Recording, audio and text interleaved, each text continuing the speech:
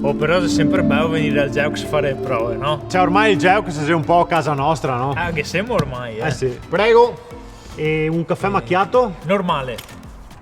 3,60 euro. Però, cioè... Però? Va bene, gli altri. Insomma, cioè, Ah, siamo quelli dello spettacolo. e mi sono quello del bar. 3,60 euro. Problemi? No, va bene. No, che pensavo che... Cioè, Pensavo! Pensava, certo, perché l'artista non paga il caffè, ovvio, l'artista paga il caffè, no, certo, come pensi che mi già poi stipendio, mi more? In risatine?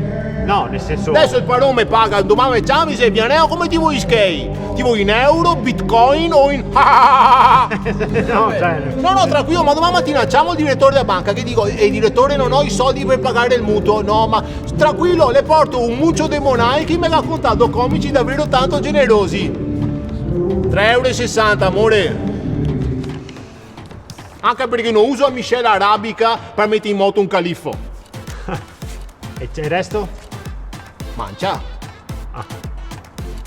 Però manco il caffè. Ma perché l'artista non paga il caffè, ovvio. No, skate, opere di bene, opere di teatro, come si dice? No, certo, eri fermo, scusa.